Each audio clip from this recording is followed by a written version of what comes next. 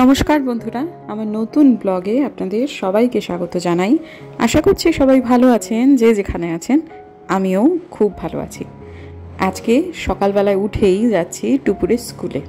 এখন যদিও খুব সকাল নয়, মোটামুটি 10:30টার বেশি বেজে গেছে। আজকে টুপুরের স্কুলে বিশেষ কারণে বাবা মায়েদের ডেকে পাঠিয়েছেন, কিন্তু বোধিসত্ত্ববাবু তো কালিম্পংয়ে, আজকে তিনি ফিরবেন। সুতরাং আমি একাই চললাম। খুব সামান্য সময়ের কাজ, কিন্তু যেতে হবে। আমি আলিদা সহযোগে যাচ্ছি ডিপিএস শিলিগুড়িতে, অর্থাৎ মেয়ের স্কুলে। মাঝখানে সুনীলদাকে নিয়ে মনটা খুব খারাপ ছিল, কিন্তু একটা কথা যে আমার শ্বশুরমশাই ওনাকে সেদিনকে কিছুটা টাকা কম দিয়েছিলেন, এটা ঠিকই, কিন্তু বন্ধুরা এর আগে কিন্তু এরকম বহুবার হয়েছে যে ওনার কাছে কোনো খুচরো ছিল না। আমি ওনাকে এক্সট্রা টাকা দিয়ে দিয়েছিলাম, পরে কখনো অ্যাডজাস্ট করেছি, কোনো সময় অ্যাডজাস্ট করিও নি। আমি কোনো দিন ওনার সাথে কিন্তু কোনো রকম হিসেবেতে যাইনি। একবার যেহেতু সামান্য কিছু টাকা কম পড়াতে উনি যখন আমায় বলে দিয়েছেন আমাকে আর ডাকবেন না, আমি কিন্তু ওনাকে আর সত্যিই কোনো দিন ডাকবো না। এটা ঠিক যে একটা মানুষকে তার প্রাপ্যটুকু দেওয়া উচিত, কিন্তু কোনো কারণে যদি আমার কাছে সেদিন না থাকে, তাহলে আমি তার সাথে এইভাবে রিয়্যাক্ট করব, এটা তো হতে পারে না। যদিও সেই দিনের ঘটনার পরে আমার শ্বশুরমশাই মন দিক থেকে খুবই দুঃখিত ছিলেন, যে বারবার করে যে 100 টাকা দিয়ে দিলেই হতো, কিন্তু কোথাও না কোথাও আমারও কিন্তু খুব খারাপ লেগেছে। আমার মনে হয়েছে যে এর আগে কত 100 টাকা কত 200 টাকা তো কোনো খরচ ছাড়াই তোমাকে এমনি আমি দিয়ে দিয়েছি সুনীলদা, একদিনের জন্য তুমি এইভাবে রিয়্যাক্ট করলে, মনটা এবার আমারও কিন্তু উঠে গেছে। যাই হোক, কথা বলতে বলতে ডিপিএস শিলিগুড়িতে পৌঁছে গেলাম। এরপরে ভেতরে তো কোনো একটা ব্লগ করা যায় না, তো একবারে বেরিয়ে আসার সময় আমার ব্লগ করলাম। কিন্তু যাওয়ার সময় জানেন তো, অনেকগুলো দমকলের গাড়ি দেখলাম। আশপাশের মানুষজনদের কথোপকথনে শুনলাম যে শিলিগুড়ি বিধান মার্কেটে নাকি বিধ্বংসী আগুন ধরেছে। খুব খারাপ লাগলো। পরবর্তীকালে জানলাম যে বহু কোটি টাকার জিনিসপত্র ক্ষতি হয়েছে। এমনিতেই পুজোর বাজার এবারে মন্দা, তার উপরে আবার এত টাকার ক্ষতি, মানুষগুলো যে কি করবেন আমি জানি না। এর মধ্যেই একবার হয়তো বা কাল পরশুই আমাকে মার্কেট যেতেই হবে, তখন হয়তো বা গিয়ে দেখতে পাবো যে কোন দোকানগুলো পুড়েছে। আমি ফেসবুকেতে দেখছি, কিন্তু কোন লাইনটাতে পুড়েছে আমি ঠিক বুঝে উঠতে পারছি না। তো যাই হোক, বাড়িতে এসে পড়লাম। এসে তারপরেতে এবারে জামা কাপড় না ছেড়েই দেখি যে মামনিরা ওরা সবাই কাজ করতে শুরু করে দিয়েছে। ফেরার সময় অতটা জ্যাম না হলেও যেতে কিন্তু যথেষ্ট পরিমাণ বেগ পেতে হয়েছে, কারণ এই যে একটা করে জায়গায় যাচ্ছি, দমকলের গাড়ি যাচ্ছে, পুলিশের গাড়ি যাচ্ছে, সেই জন্য অন্যান্য সমস্ত গাড়িগুলো দাঁড়িয়ে যাচ্ছে। খুব স্বাভাবিক, মানুষকে তো এই সময়তে তো দাঁড়িয়ে যেতেই হবে না সাধারণ মানুষকে। তো যাই হোক, আপাতত সেই জন্য ফেরার সময় খুব একটা অসুবিধা হয়নি, কিন্তু মনটা না বিধান মার্কেটেতেই পড়ে আছে যে কি যে হবে। আর ফেরার সময় আর একটা জিনিসও দেখেছি, সেটা হচ্ছে ভীষণ ঘোলা জল, মহানন্দা উপচে পড়ছে, এরকম একটা অবস্থা। ঘোলা জল যে কিসের লক্ষণ সে নিশ্চয়ই আপনারা বুঝতেই পারছেন। অবিশ্রান্ত ধারায় বৃষ্টি হয়েছে কয়েকদিন, মানে মুষলধারাতম বৃষ্টি হয়েছে। তো এখন কি যে হবে কে জানে। আমি হয়তো একটু আগে ভাষাটা ভুল করলাম, মুষলতম ধারায়, হ্যাঁ এইটা হবে ঠিক। তো যাই হোক, যেটা বলছিলাম যে এই লেভেলের বৃষ্টি হয়েছে এবং কাদা জল যে কিসের লক্ষণ সেটা কিন্তু আপনারা অভিজ্ঞ মানুষেরা প্রত্যেকেই জানেন। একটু আশঙ্কা করছি আমরা কোনো বড়সড় প্রাকৃতিক দুর্যোগের। যদি বৃষ্টিটা বন্ধ না হয় তাহলে একটা কিছু হবেই হবে। আশা করছি বৃষ্টিটা বন্ধ হয়ে যাবে, দেখা যাক। তো যাই হোক, এখন আপাতত এই দিকের জায়গাটা ধরেছি। ধরার পরে তারপরেতে হচ্ছে সব কাজকর্ম জোর কদমে। আজকে মিনামাসির সাথে আমার একটু রাগারাগিও হয়ে গেছে। মিনামাসি কিছুতেই খুব একটা হাত লাগাতে চাইলো না আজকে। আর আমি এমনিতে সবার দিকটাই সবসময় বুঝে থাকি, কিন্তু আমার দিকটা বোঝবার বেলাতেই বেশ কিছু মানুষ বড় অবুঝ হয়ে যান, এটাই আর কি খারাপ লাগে। তো একটু আগে আমি নিচেতে গিয়েছিলাম, আমার শ্বশুরমশাইকে লাঞ্চটা দিয়ে এলাম, কারণ আলপনা দিয়ে এখন এমনভাবে কাজ করছে, ওই কী হয় জানেন তো, যত সামান্য আপাতভাবে কাজই মনে হোক না কেন, সব কিছুরই মধ্যে একটা কনসেন্ট্রেশন দরকার হয়। একটা কাজ একভাবে করছে, সেখানে যদি এখন নিচে চলে যায়, নিচে গেলে আবার এদিক ওদিক সেদিকে কাজে জড়িয়ে পড়বে, ওপরে কাজটাতে আমার একটু দেরি হয়ে যাবে। তো সেই জন্যই আর কি আমি নিচে গেলাম। নিচে গিয়ে যতটুকু আমার শ্বশুরমশাই প্রয়োজন তাকে খেতে দিয়ে মশারিটা টাঙিয়ে দিয়ে তারপর তাকে বলে এলাম যে আমার হয়ে গেছে। তারপরে আমি আবার উপরেতে চলে এলাম। কিন্তু আমাদের এই যে বুকশেলফের পায়াটা না ঠিক নেই, পায়াটা একটুখানি এদিক ওদিক আছে, যার ফলেতে কি হয়েছে, পুলটিস দিতে দিতে পেছনেরটাতে রীতিমতো এত ইঁটের উচ্চতার পুলটিস দিতে হলো। এতদিন এটা না খুব বাজেভাবে ছিল জানেন তো, মানে খুব ঝুঁকিপূর্ণ অবস্থাতে এটা এতদিন অবস্থান করছিল। আজকে পরে এসে জিনিসটা জায়গা বদলও হলো, দেখতে অনেক বেশি ভালো লাগছে এবং জিনিসটা সেফও হলো, এটাও কিন্তু বলা যায়। 3:30 সময় সন্ধ্যা লেগে গেল, হঠাৎ করে একেবারে ঘুটঘুট করে অন্ধকার ঘনিয়ে এলো এবং আমাদের এখানকার কাজটি সম্পূর্ণ হলো। এই যে একটু আগে গেল হচ্ছে আমাদের মামুনি আর আলপনাদি নিচে।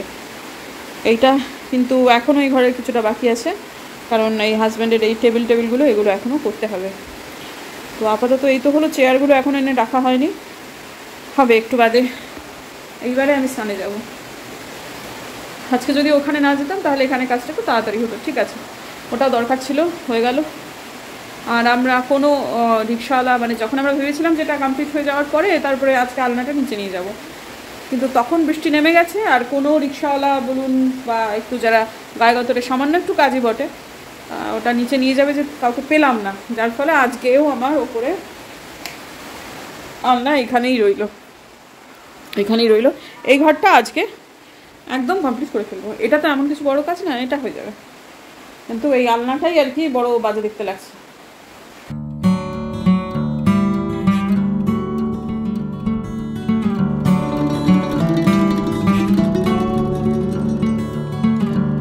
শুভ সন্ধ্যা বন্ধুরা।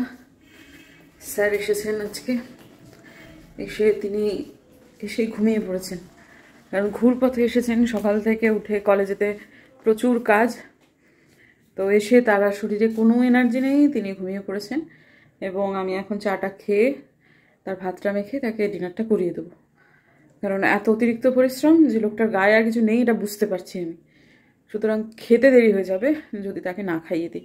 তিনি কখন ক্লান্তি কাটিয়ে উঠবেন, আদৌ উঠতে পারবেন কি না, আর এমটি স্টমাক রাখা যাবে না, যার ফলে ওনাকে একটু ভাগে ভাগে ভাত মেখে খাইয়ে দিতে হবে।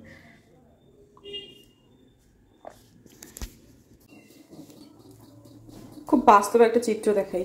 যেদিনকে হাতে করে পরিমাণটা বুঝিয়ে দিতে পারি না, ঠিক সেই দিনকেই এত উদ্বৃত্ত হবে আমার বাড়িতে। আজকে যেহেতু যে সময়টা মিনামাসি এসেছে তখন আমি বেরিয়েছিলাম, ওই টুকুরে স্কুলেতে ছিলাম, সেই সময়টায় আমি বলেছি যে অল্প করে ডাল করো, এটা হচ্ছে মুগ ডাল, টুকুর না কলাইয়ের ডালটা খেতে পারে না। প্রথমে ভেবেছিলাম পনির করো, তারপর আবার বারণ করেছি, বলেছি না পনিরটা করো না। ভাত নিয়েছে এত, চাল নিজের হাতে নিয়েছে এত, ডাল আমার টুকুরের রাত্রে খাওয়ার পরও এতটা রয়েছে। আর আলপনাদিকে আমি বলেছিলাম যে শুধুমাত্র টুকুরের জন্য ডাল করার কথা ছিল, কারণ আলপনাদি বলেছে যে আলপনাদি ডাল দেবে, এই যে কলাইয়ের ডাল। এতখানা ডাল কলাইয়ের রয়েছে, তারপরেও এতটা মুগ ডাল। আর এই যে দিয়েছে হচ্ছে ছানার বলের তরকারি। ভাগ্যিস আলপনাদি এটা বললো যে আমি ইয়েটা দেবো, ছানার বলের তরকারিটা দেবো, সেই জন্য আমি বললাম ঠিক আছে, তাহলে মিনামাসি আসলে মিনামাসিকে পনিরটা করতে বারণ করো। যদি সেটা বারণ না করতাম তাহলে এটাও কিন্তু বৃত্ত হতো। আলপনাদির মাপ মতোই দিয়েছে, আলপনাদিও একটু বেশি দিয়েছে আজকে, কিন্তু এত জিনিসপত্র দেখে না, এই যে ফ্রিজে ভরে এবার কালকে আবার গরম করে খাওয়া, এই জিনিসগুলো একদম ভালো লাগে না আমার, কিন্তু উপায় নেই, নাহলে নষ্ট হবে। ফ্রিজ আছে এই জন্য যে হয়তো ফ্রিজের জিনিস বাসি হয় না, কিন্তু যা পরিমাণ করেছে তাতে কালকে হয়েও বাঁচবে। এবং কালকে যদি শেষ না করতে পারি তাহলে পরশু দিন হলে অবশ্যই সেটাকে ফ্রিজে রাখলেও বাসি বলেই ধরতে হবে। ঠিক আছে, বয়স্ক মানুষ করছেন ঠিকই, কিন্তু ঠিক আছে। ভাতের হাতার 3 ভাগের 1 ভাগ ভাত নিই আমি সাধারণত, সেটা নিয়ে দুবার দিয়ে দিলাম। দুবার দিলে আমার একটা স্যাটিসফ্যাকশন হয়, কেন জানি না। ওইটাই যদি আর একটু বেশি করে 1 হাতা করে দিয়ে দিতাম তাহলেই হয়ে যেত, কিন্তু জানি না কেন আমার এটা হয়। তো ছানার বলে তরকারিটা আজকে হয়েছিল, অত্যন্ত উপাদেয় হয়েছে খেতে, সেটাই আর কি একটু মেখে দিলাম। এবং ছানার বল দিলাম মোটামুটি 5টা, যার ফলেতে সেটা বেড়ে কিন্তু যথেষ্ট পরিমাণ দাঁড়ালো। আর একটুখানি দেবো হচ্ছে সামান্য আর একটু ভাত দিয়ে মেখে দেবো, 2 রকম ডাল মিশিয়ে একটু ভাত। ডালটা উনি খেতে ভালোবাসেন, কিন্তু ঘুমিয়ে পড়েছেন তো খেতে চাইছেন আর কি। তো এখন ওকে খাইয়ে দিতেই হবে, নাহলে এর পরে হলে কিন্তু ওনার নিজের ওপর যদি ছেড়ে দিই তাহলে দেরি হয়ে যাবে। আর সারাদিন পর ভীষণ ক্লান্ত হয়ে ফিরেছে, এখন একটু খাইয়ে দেওয়াই যেতে পারে। মাঝখানে একজন বলেছে যে উনি যখন একটা কলেজে পড়ান, ওনার ছাত্রীরা ব্লগ দেখে, সুতরাং ওনার এইসব ব্যাপারগুলোতে একটু কনসিয়াস হওয়া উচিত যে ওনার ছাত্রীরা এসবগুলো দেখছে। আচ্ছা, এই যে এটা দেখালাম, সেটা হচ্ছে বাড়িতে একটু আলু পোস্ত হয়েছিল, নিচেতে আলপনা দিয়ে দিয়েছে, সেটা ওনাকে দেওয়া যাবে না। আলু ঝিঙে পোস্ত হয়েছে, ঝিঙে খুঁজতে গিয়ে দেখলাম খুব একটা পেলাম না, তাই জন্য আর দিলাম না। আচ্ছা, একটা কথা বলি, তিনি তার লিগ্যাল ওয়াইফ, তার হাতে শুধু ভাত মেখে তাকে খাইয়ে দিচ্ছি। তাও এই জন্য যে মানুষটি অত্যন্ত বেশি ক্লান্ত থাকে। তিনি যে কি পরিশ্রমটা করেন সেটা আপনাদের কোনো আইডিয়াও নেই। ভোর 4:30টার সময় ওঠে, প্রত্যেক দিন উজিয়ে উজিয়ে এই পাহাড়ের কলেজে তিনি যান, সারাদিন ধরে সে কলেজে কাজ করে এবং তারপর সে আবার উজিয়ে উজিয়ে ফেরত আসে।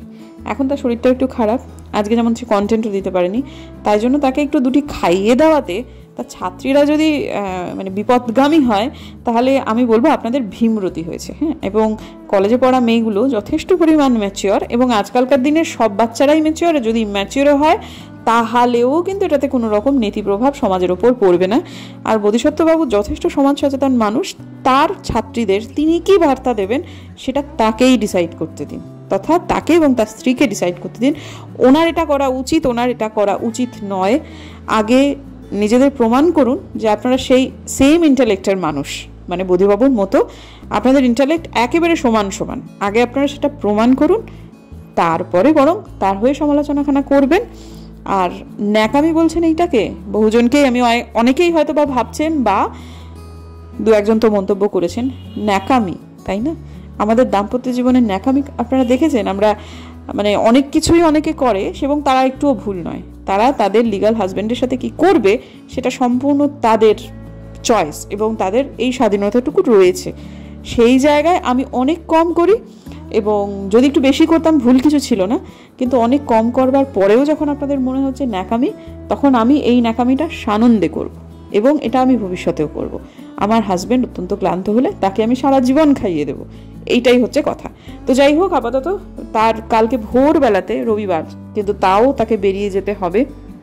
তিনি যাবেন রায়গঞ্জে, এবং এই শার্টটা আমি কালকে একটা বিশেষ কাজে সে যেহেতু যাচ্ছে সেহেতু তার জন্য কিনেছি বেশ অনেক দিন আগে।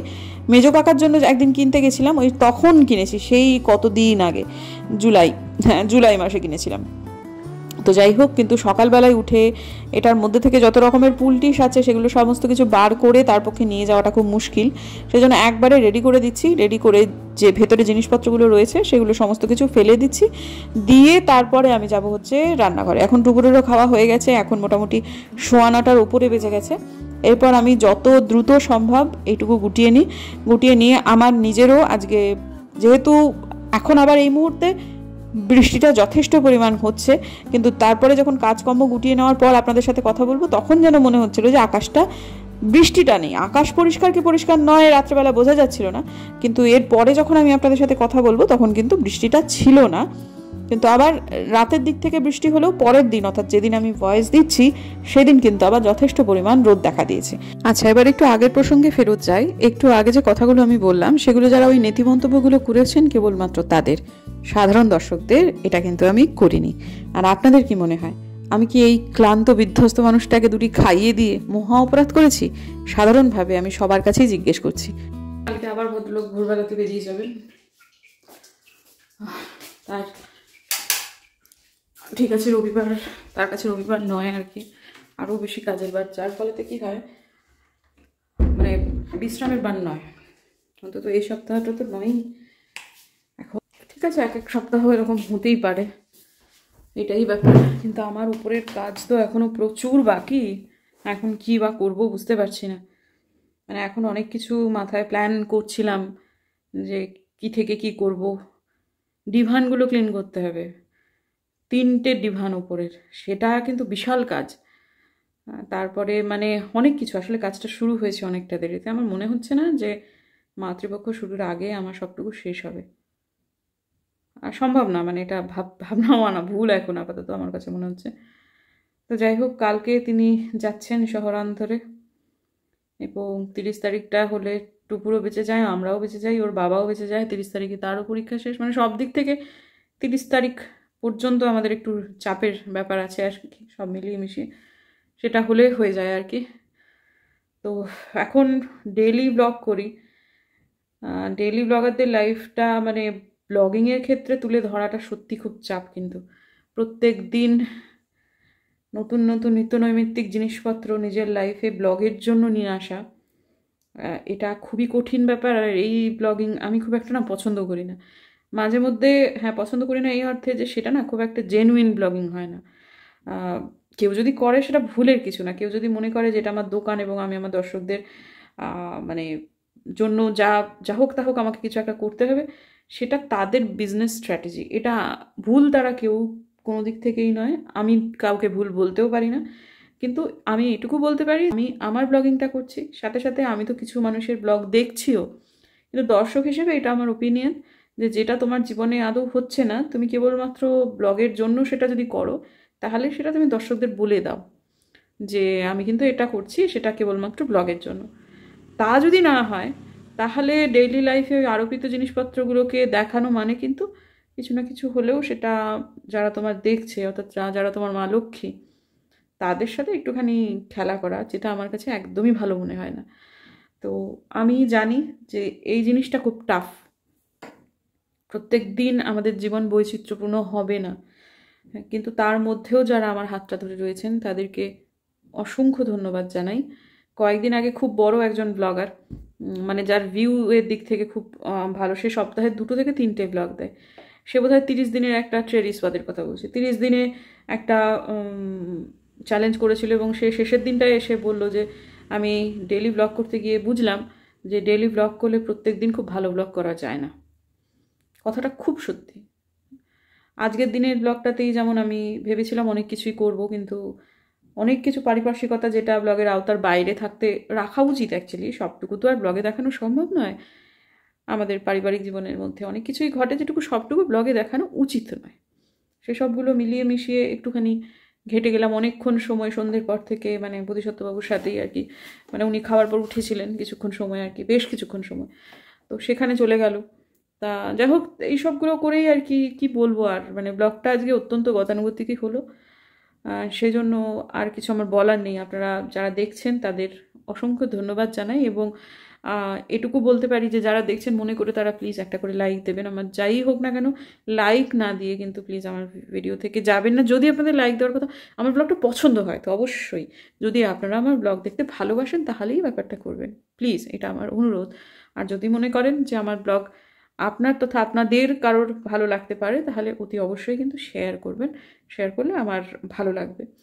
তো যাই হোক, আপাতত এতদিন ধরে আপনাদের সাথে জুড়ে থাকার সুবাদে এইটুকু দাবি ঠিক ঠিক ঠিক আমি কিন্তু করতেই পারি। তো যাই হোক বন্ধুরা, সবাই ভালো থাকবেন, দেখা হচ্ছে কালকে একটা নতুন ব্লগে। যদি আমার ভিডিও ভালো লাগে তাহলে প্লিজ সাবস্ক্রাইব করবেন, পাশে নোটিফিকেশন বেলটা অন করবেন, যাতে ভিডিও দিলেই নোটিফিকেশন চলে যায় আপনাদের কাছে। দেখা হচ্ছে আগামীকাল, ততক্ষণের জন্য টাটা।